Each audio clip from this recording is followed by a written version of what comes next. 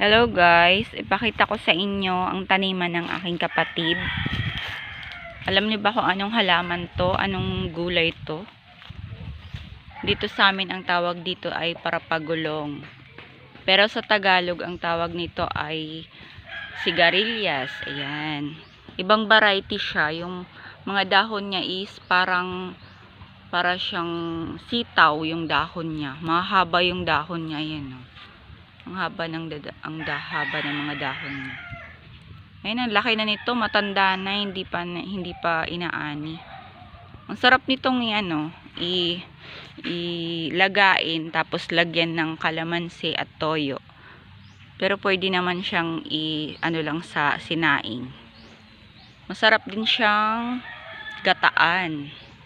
Anong gusto nyong luto sa ganitong gulay, guys? Nakakain na ba kayo nito? Ayan, malawak yung taniman niya dito. Madami na yung mga bunga niya. Oh.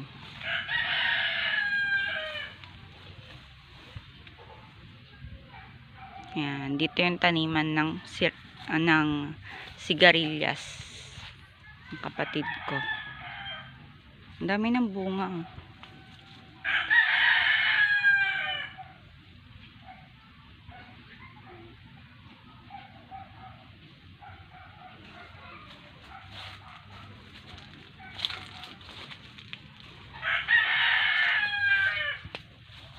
Parang ang sarap dito sa gitna ng taniman kasi hindi siya mainit, mapresko.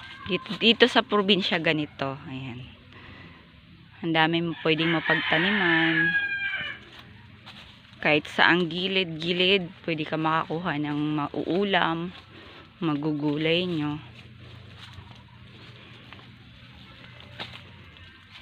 Ang laki ng niya, bunga. Mahabang klase ng sigarilyas. Ayan yung sinasabing sigarilyas. Bali, ibang siya. Merong ibang variety nito is yung parang may violet siya. Kulay violet. May violet yung gilid niya. Ang sarap nitong gulayin, guys. Paborito ko to. Sigarilyas at mani. Sitaw. Bataw, patani, ayan. Napakanta na ako. Ayan, ang dami ng bunga. Pwede na itong anihin eh. Tapos, lutuin. Or, pwede din. Minsan kasi tinitinda to eh. Tinitinda to. Minsan nga ako naglalako nito. Dinadala ko dito lang sa amin. 20 sa kalahating kilo. Ayan. Ang ganda dito, guys. Ayun, yung nakikita nyo doon, bahay namin yun.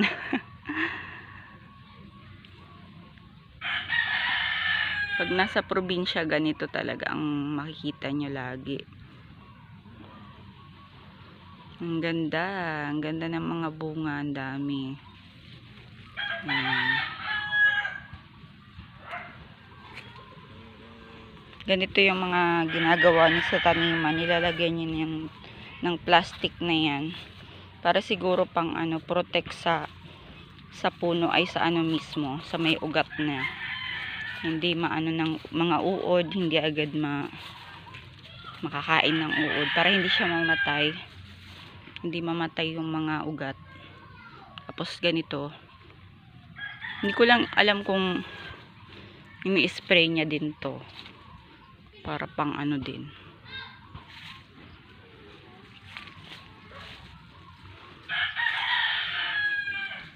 Ayan, ang dami ng bunga niya. Laki oh. Ito na siya. Pwede pa siya gulayin kaso matigas na siya.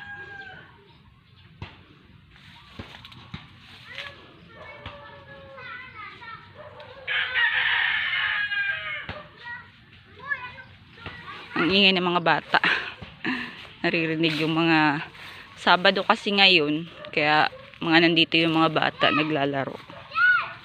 Ayan, natapakan ko na yung sanga. Ayan, ito ang ganda nito. Ang sarap nito kasi pa siya, malambot pa. Hindi pa siya matigas. Anong paborito nyong luto ng sigarilyas, guys? Nakatikim na kayo nito? And guys, thank you for watching. Pinakita ko lang sa inyo yung taniman ng aking kapatid. Taniman ng kanyang sigarilyas. Salamat sa panunood. Bye-bye.